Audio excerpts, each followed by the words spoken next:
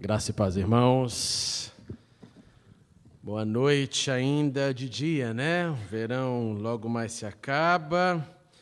Bendito seja Deus por todo o tempo que Ele nos deu para nos prepararmos para o frio que logo vem. Eu quero te convidar sem demora a abrir a sua Bíblia no Evangelho de Lucas, capítulo 11.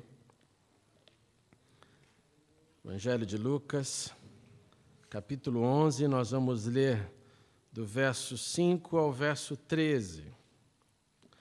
Bem-vindo aos que retornam depois das férias. No final, no Link Café, nós teremos um tempo para nos abraçar e celebrar a nossa comunhão. Lucas 11,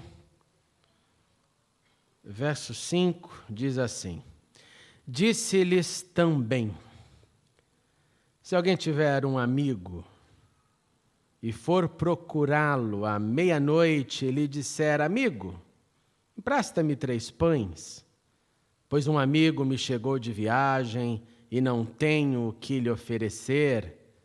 E se ele, de dentro, responder: não me incomodes, a porta já está fechada, eu e os meus filhos já nos acomodamos para dormir, não posso levantar-me para te atender.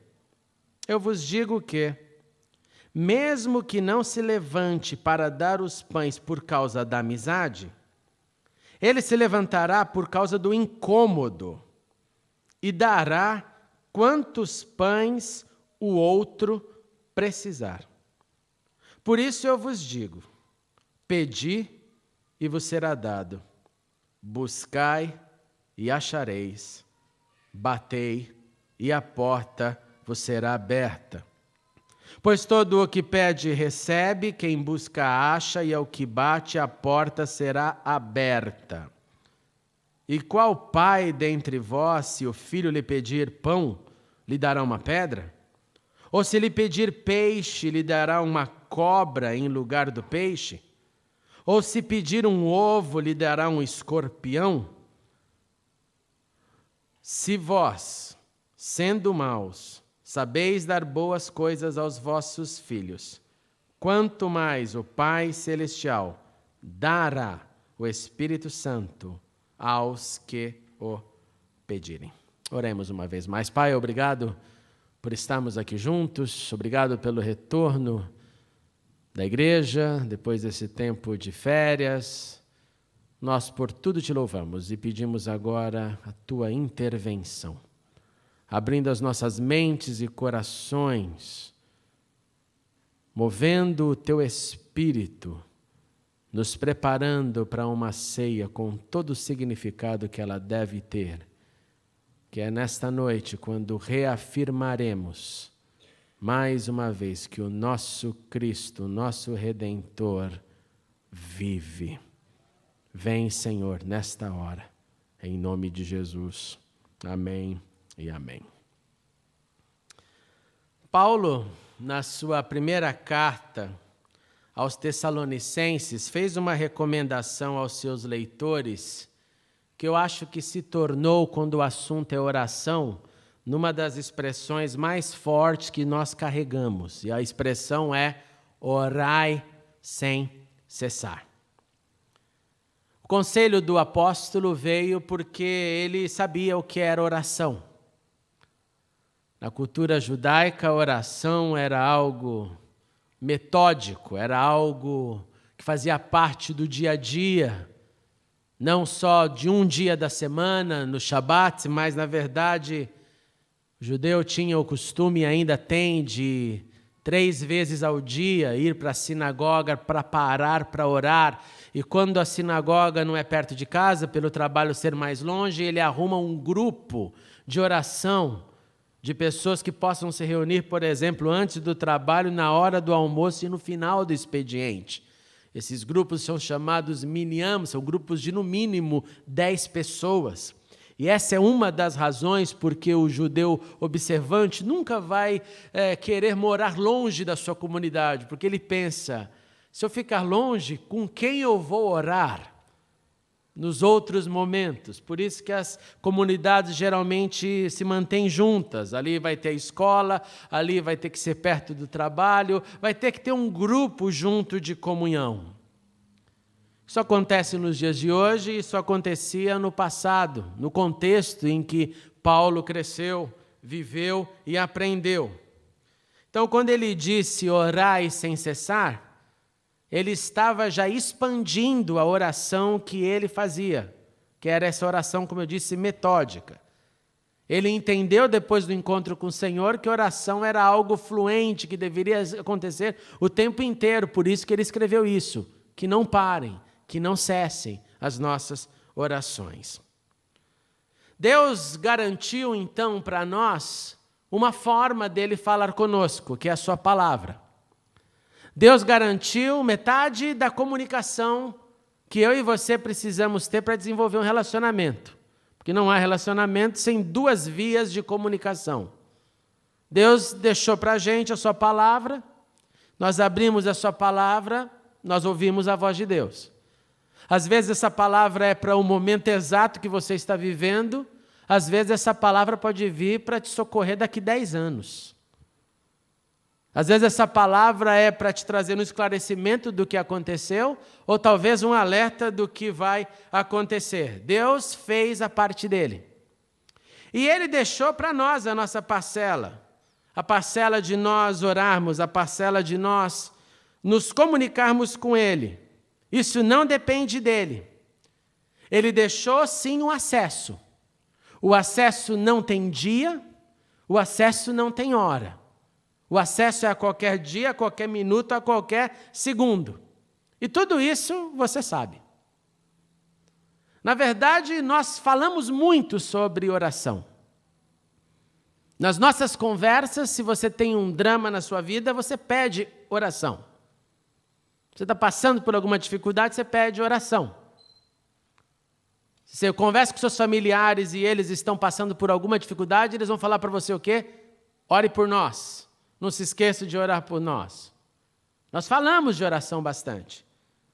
Mas o que eu tenho entendido e percebido na minha caminhada é que a gente fala muito sobre oração e ora pouco. Nós estamos cada vez mais teorizando a oração e cada vez menos fazendo dela uma prática na nossa vida. Por isso que essa noite eu gostaria de refletir com você sobre o que eu chamei de a intensidade na oração em 3 níveis de ação. E o trecho que nós lemos, ele é, na verdade, a continuidade de quando Jesus estava falando sobre a oração. O trecho que lemos ali em Lucas é a continuidade do início do capítulo 11, quando Lucas deixou o seu relato sobre oração, aquela mesma oração que nós encontramos no capítulo 6 de Mateus, que nós chamamos de oração ou Pai Nosso. Lucas, então, está novamente registrando as palavras de Jesus, a oração que o Senhor nos ensinou, ele nos dá aquele modelo do que deve estar contido na oração, porque a advertência ali é quando nós formos chegar diante de Deus, quando iremos entrar na presença de Deus através da oração, existe ali um modelo.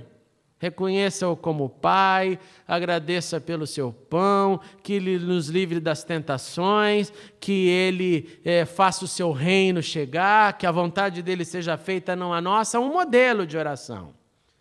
E aí, quando Lucas termina de falar aquele modelo de oração, ele prossegue com a parábola que nós lemos. E essa parábola é interessante porque ela tem alguns títulos que às vezes diferem um pouquinho.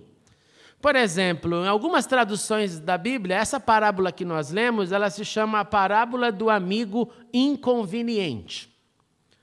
Se você abrir, por exemplo, na tradução King James, super conhecida e tradicional, você vai ter lá no português a parábola do amigo insistente. E tem ainda outras versões, outros nomes dessa parábola. E ela é descrita na ilustração de um relacionamento entre, sim, 2 amigos. Um amigo que pede ajuda para ajudar um outro amigo. É ajuda para ajudar o outro. E é interessante isso, essa ilustração que Jesus coloca de uma maneira muito didática e muito simples. Dessa pessoa que bate na porta da casa de alguém e fala, olha, eu estou fazendo um ato de caridade, eu estou ajudando alguém que chega na minha casa. Só que ele me pegou desprevenido. Então eu peço a tua ajuda para eu poder ajudá-lo. E é chocante você imaginar essa cena, ainda mais tendo em mente o mundo antigo, as casas do mundo antigo. Onde quando ele diz a porta já está fechada, ele está dizendo, olha, os animais já estão para dentro, eu não vou agora ter esse trabalho. Se a casa era pequena, os animais às vezes ficavam embaixo, as pessoas dormiam em cima, numa espécie de mezanino. Eu vou ter que ir lá, eu vou abrir, bicho vai acordar, eu vou ter que sair, não é hora, está todo mundo na cama já. É como você chegar na porta da casa de alguém e mandar um táxi, né? Se atender, eu aperto a campainha, se não atender é porque a pessoa não quer ser aborrecida naquela hora. E aí Jesus vai colocando mais intensidade nessa conversa, porque o amigo de dentro não quer ter trabalho, o amigo de dentro não quer ajudar, mas o outro está lá na porta. E como não tem text message nem campainha, ele teve que fazer algum barulho. Se a casa então fosse, por exemplo, nessa ilustração de Jesus lá em Cafarnaum, a casa era construída de rocha. Então, o barulho para você chegar até quem estivesse lá dentro, passando os animais, não seria um, amigo, acorda, estou aqui fora. E o que causa isso? O que causa alguém batendo na sua porta de noite, fazendo barulho? O que causa, no mínimo, no seu coração, na sua mente, na sua consciência? Caramba, meus vizinhos vão escutar. Isso não vai ser legal. Então você dá um grito leve lá, olha, já estamos dormindo. Mas a pessoa continua, o amigo, ou inconveniente, ou insistente, continua lá dizendo, eu preciso, você é minha única saída para ajudar. E aí ocorre algo fantástico nesse texto que nós lemos, que é o seguinte, ele diz assim, olha, a conclusão é que o amigo de dentro da casa, ele vai se levantar. Mas ele não vai se levantar por causa da amizade. Ele vai falar, poxa, Lázaro, meu amigo, né? Eu vou lá ajudar o Lázaro, né? Não importa que eu não conheça um amigo que o Lázaro está abrigando, importa que o Lázaro é meu amigo, eu não vou deixar o Lázaro na mão. Jesus disse, não vai acontecer isso, não tem aqui consideração. O que tem aqui existe na tradução que eu li, ele se levantará por causa do incômodo. Ele se levantará porque a situação ficou uma situação chata. E se você for na língua, essa palavrinha no original, que aqui eu li como incômodo, essa palavra pode ser traduzida por persistência, ele vai se levantar por causa da persistência do outro, ele vai se levantar por causa do importunismo do outro. Não era uma hora oportuna, não era o momento certo, mas já que ele está lá fazendo esse barulho, eu vou ter que socorrer. E terceiro, o grego nos permite também traduzir essa palavra incômodo ou importuno como ele vai se levantar para evitar vergonha.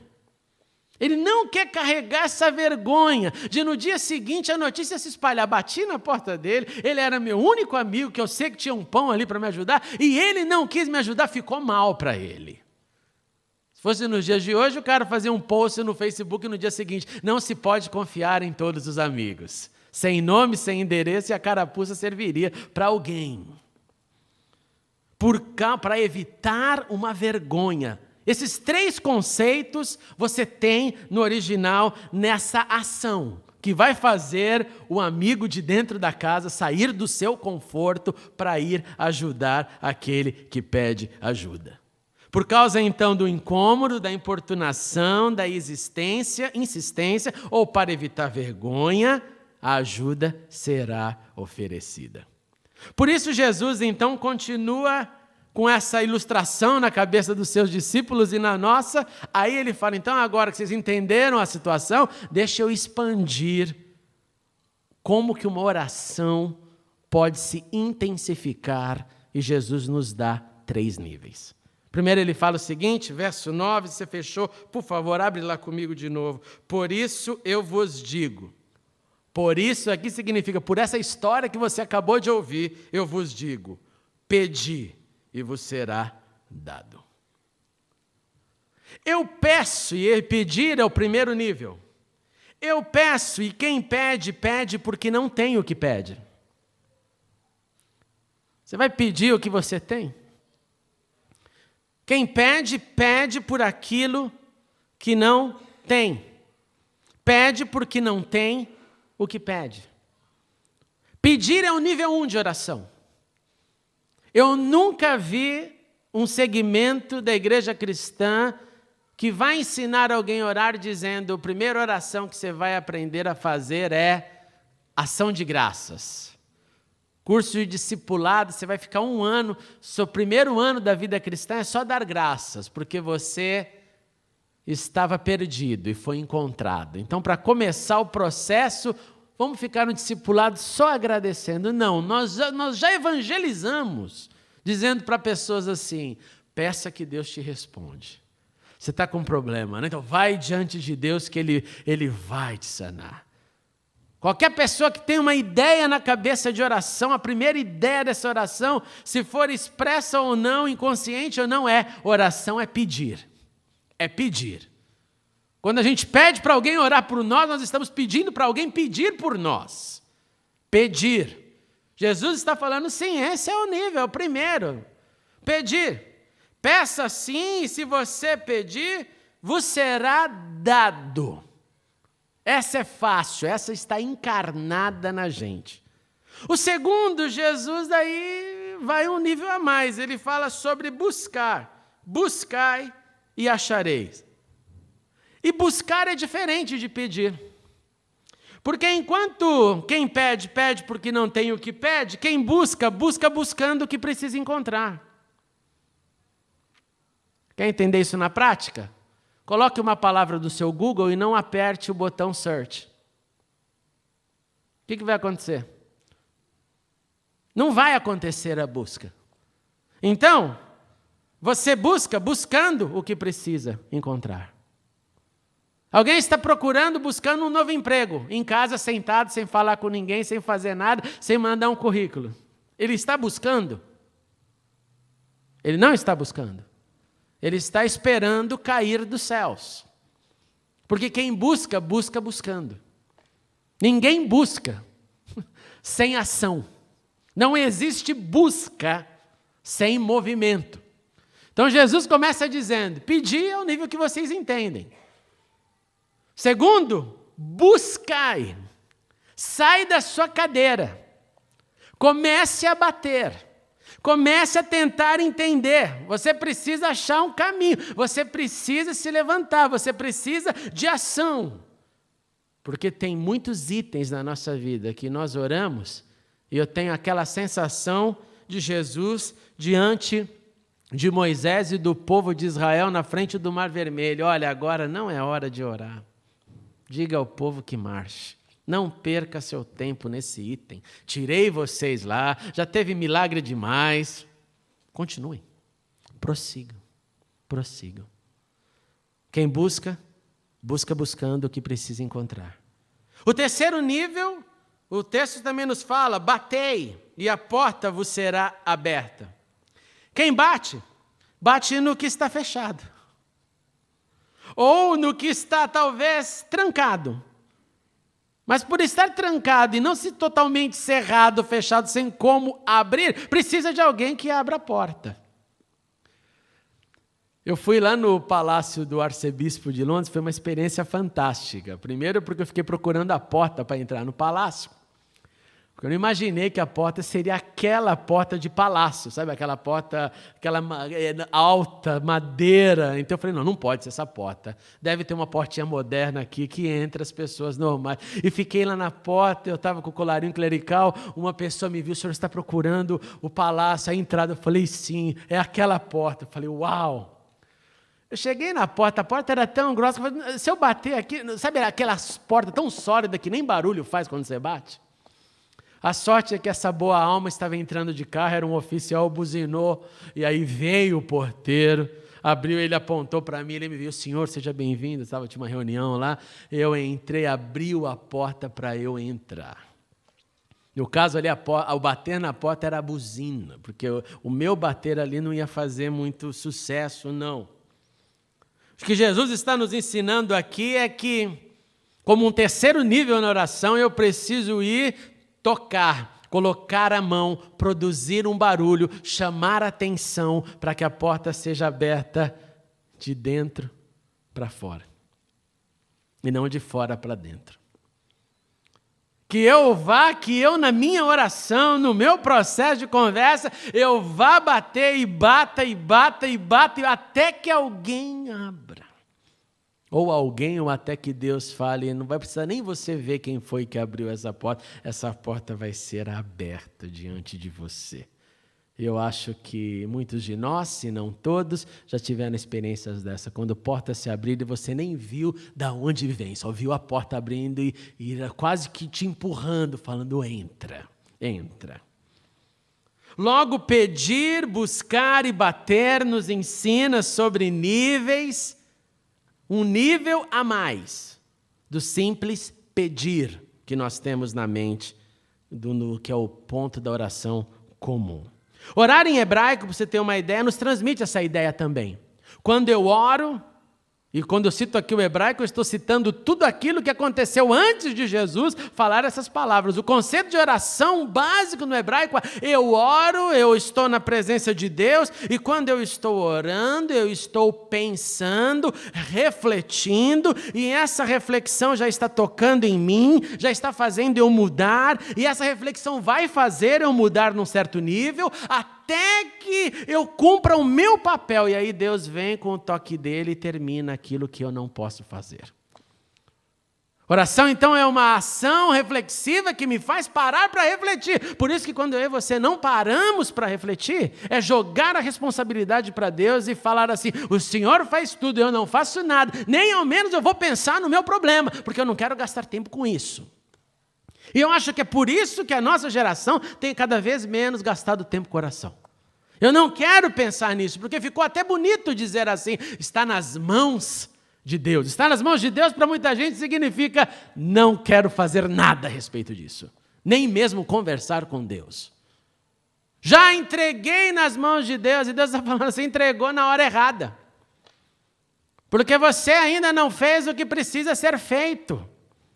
Você entregou porque você está já com essa mentira espiritual na cabeça. E é cômodo, né? É cômodo, é gostoso você falar, já entreguei. Poxa, como eu queria, gente, como eu queria entregar tudo nas mãos de Deus e falar assim: olha Deus, eu vou usar até tua palavra contra ti mesmo, já que o Senhor conhece meu pensamento antes mesmo de chegar na minha boca, eu não abro nem mais a boca, você já sabe de tudo.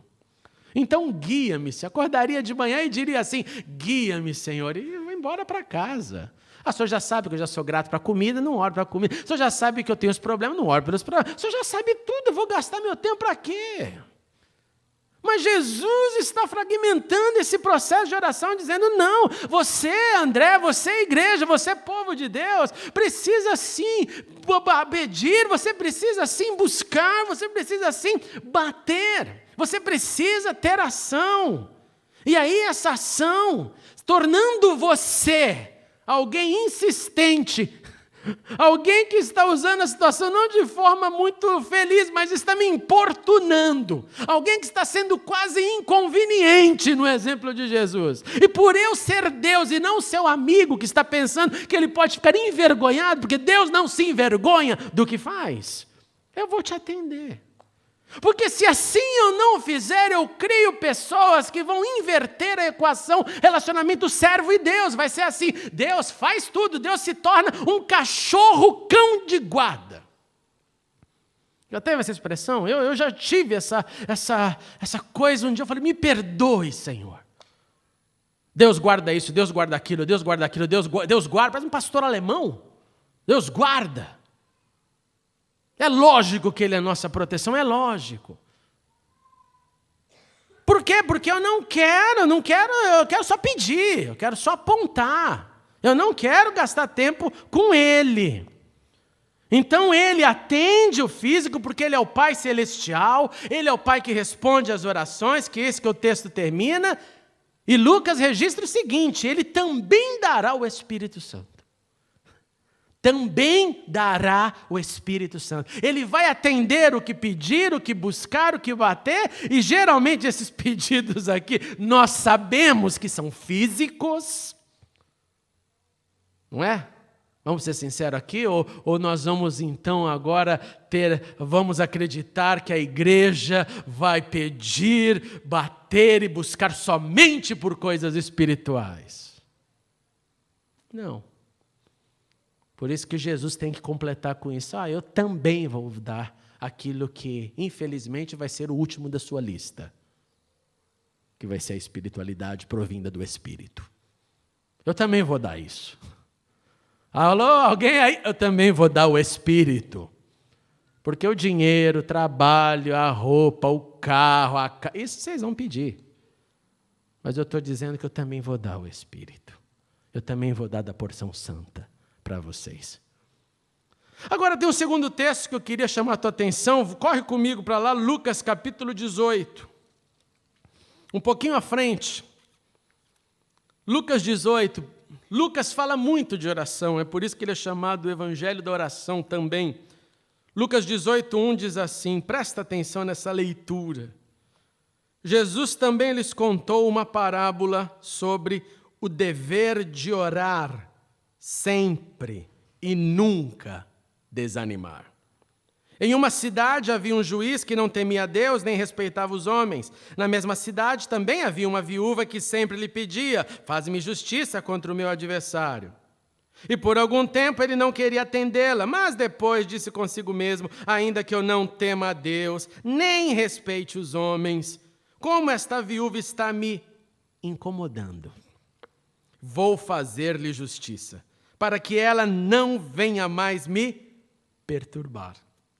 E o Senhor prosseguiu: ouviu o que esse juiz injusto diz, e Deus não fará justiça aos seus escolhidos, que dia e noite clamam a Ele, mesmo que pareça demorado em responder-lhe? Digo-vos que depressa lhes fará justiça. Contudo, quando vier o Filho do Homem, achará fé na terra? É a pergunta. Esse segundo trecho, o tema, a ideia aqui é declarado no início da parábola e não no fim. Ao contrário da parábola do amigo insistente, aqui Lucas deixa de cara qual é o objetivo da história. O objetivo da história é orar sempre e nunca desanimar. Ele fala: gente, vou falar uma história para vocês, e a história é sobre nunca desanime, nunca pare de orar. E o fim do texto e o fim da narrativa, como você percebeu, vem essa pergunta, que é como lançar a pulga atrás da orelha de quem leu. E a pulga atrás da orelha de quem leu é: se essa mulher que representa nessa história alguém que pede, que não desanima, que fica orando, que clama dia e noite e que consegue aquilo que conseguiu, a pulga que eu deixo atrás da orelha do meu leitor é: vai haver fé na terra quando Jesus voltar? Porque fé na terra quando Jesus voltar, se o tema aqui era orai sem cessar também. Orai sem desanimar. Orar sempre e nunca desanimar. Por quê? O que tem a ver? E o que tem a ver é porque um dos motivos da ausência de oração é a queda ou o enfraquecimento da fé. Nós oramos mais quando a nossa fé está como um movimento crescente. E nós oramos menos quando a nossa fé está estável. E nós não oramos quando a nossa fé afundou. Quando a minha fé está ali nutrida pelo que eu recebo de Deus, estou recebendo dele, porque estou batendo, buscando e pedindo, a minha fé me faz crescer e depender dele e me tornar impotente. Impotente. Essa semana alguns viram meus posts, alguns me contataram depois disso, a situação que nós estamos vivendo agora, dessa família ali, com o seu membro da família lá nas mãos do Estado Islâmico, talvez já degolado, talvez não. E quando eu li a fala da filha daquele homem que estava lá trabalhando numa agência de caridade, mais de 20 anos trabalhando, socorrendo o mundo, e agora está lá nos pés de radicais, talvez já morto, talvez para ser morto daqui a pouco. E a filha disse: eu faria qualquer coisa para ter o meu pai de volta. Como eu escrevi essa semana, olha, eu fiquei num estado, fiquei tão mal com essa frase. De imaginar um filho que faria qualquer coisa para mudar uma situação. E não tem coisa pior do que um filho se sentir impotente diante de algo que ele não pode fazer. Quando um filho vê, por exemplo, um pai ou uma mãe quebrando o pau, você imagina como ele não se sente dentro, porque ele não pode fazer nada. Porque isso é coisa de gente grande, né? Agora, se imagine você, como um filho, vendo seu pai, que pode ser decapitado e publicado no mundo inteiro, para o mundo inteiro saber que seu pai foi decapitado. E o que isso tem a ver com o que eu estou falando? O que tem a ver é que não te faz impotente? Não te faz impotente, sabedor de que eu e você não podemos fazer nada, a não ser pedir, buscar, bater e falar: Deus, tem misericórdia da situação que o mundo está enfrentando. Agora, se a minha fé não está acompanhando os acontecimentos, porque vivo com Deus, eu não estou nem aí, eu não quero nem ler essas notícias. Tem gente que tem coragem de dizer: eu nem leio, não quero nem ler notícias. Você não quer nada, meu amigo. Vai ficar vivendo num mundo de fantasia, de uma zona de conforto, dos infernos, que não representa o nosso papel de orar pelo mundo que estamos vivendo. De sentir a dor. Cheguei em casa, eu falei para a Cecília: Cecília, eu não sei o que está acontecendo comigo, ou eu estou ficando muito fraco, ou eu estou muito vulnerável, ou eu não sei, porque está difícil acomodar todas essas desgraças do mundo, e voltar para casa e ajoelhar e falar: Senhor, tem misericórdia, sabendo que Deus é Senhor, sabendo que Deus controla tudo, não tem nenhum ponto quanto a isso, mas falando: Senhor, o que a gente pode fazer por isso? Ao invés de falar: eu vou mudar de canal e vou assistir Alice no País das Maravilhas.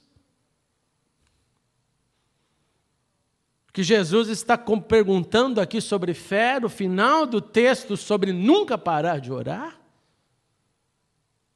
é que se não há fé no nosso coração, não há insistência na oração. E aí é quando a oração se cessa. Yes, David, please come play. Não só você e eu precisamos da oração, irmãos e irmãs, nossas famílias precisam da oração que nós devemos fazer. Os que nos cercam precisam da nossa oração. Os que estão lá distantes precisam da nossa oração.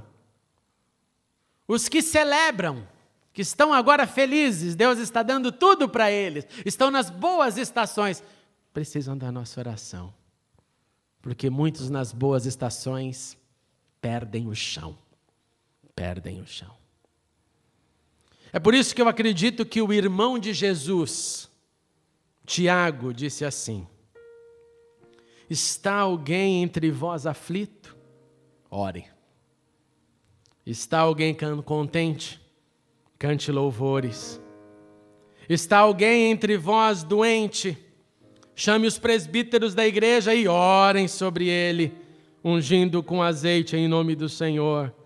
E a oração da fé salvará o doente, e o Senhor o levantará. E se houver cometido pecados, ser-lhe-ão perdoados.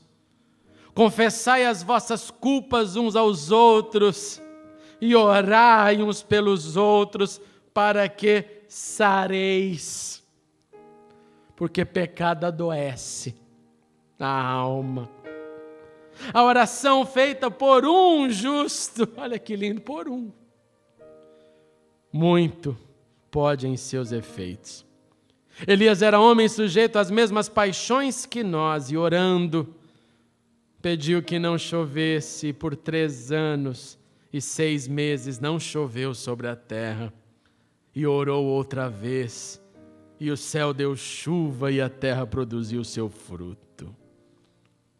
A oração de um justo muito pode.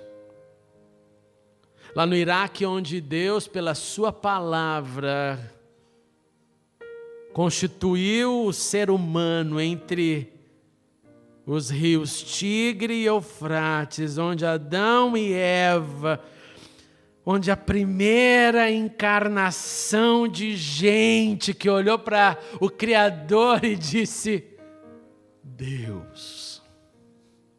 Porque Adão e Eva não tinham pai e mãe, né, para dizer papai e mamãe. Tiveram que dizer Deus. Lá onde Deus fez tudo isso, a morte está acontecendo e eles precisam da nossa oração. Eu queria então, nesse culto, deixar essa reflexão nas nossas mentes. E meu profundo desejo é para que a gente encarne esse pedir, esse buscar e esse bater. Peça sim o que você não tem, o que você precisa. Busque sim, mas sai da cadeira. Busque buscando. E bata se movimentando, esperando que alguém se abra insistentemente. Nem que tiver que aumentar o barulho. E seja pela sua inconveniência, pela sua insistência, ou nas palavras da parábola, porque nunca devemos desistir nem desanimar de oração. O justo juiz nos ouvirá. O justo juiz nos ouvirá. Mas talvez você tenha também uma pergunta no seu coração. Mas pastor, tem hora que parece que ele não ouve. Eu vou dizer para você, é verdade. Na verdade, ele ouve, mas não reage conforme nós gostaríamos. Aí é só ele para te responder. Talvez aqui mais tarde, talvez na glória. Talvez daqui a alguns anos, talvez hoje à noite, ele fale para você: é por isso, meu filho. Mas o que eu entendo pela palavra é que o nosso papel, independente do que ele irá fazer, é pedir, buscar, bater e manter a nossa fé insistentemente no Senhor. Eu não sei quais são os seus pedidos, quais são os seus dramas, as suas necessidades. Eu sei que aquele que prometeu que não só o seu físico ele pode atender, mas pode também dar o Espírito. Ele é o nosso Deus. Então hoje, nesse culto de ceia, eu queria te propor algo diferente. Eu queria convidar, enquanto o pessoal do louvor vai tocar, pode ser só piano se precisar, aquela música novamente de joelhos. Eu queria te dar essa oportunidade para se ajoelhar na presença do Senhor, se você desejar. Não existe nada obrigado. Mas se você sentir com desejo no coração, eu gostaria de te convidar a se ajoelhar comigo para orar a Deus. Fazer desse momento um momento solene de oração. Mas para e pensa antes de abrir a boca, antes de começar a abrir a lista. Ô Senhor, e queria que você se concentrasse. Senhor, me ajude a pedir o que eu devo. Me ajude a buscar o que eu preciso buscar. Me ajude a bater nas portas que o Senhor tem para mim. Me ajude, Senhor. E me ajude na minha pequena fé. Vamos fazer isso? Cada um no seu lugar, como quiser. Vamos ter um momento a sós, depois eu vou concluir orando no microfone. Mas tenha um tempo com o Senhor.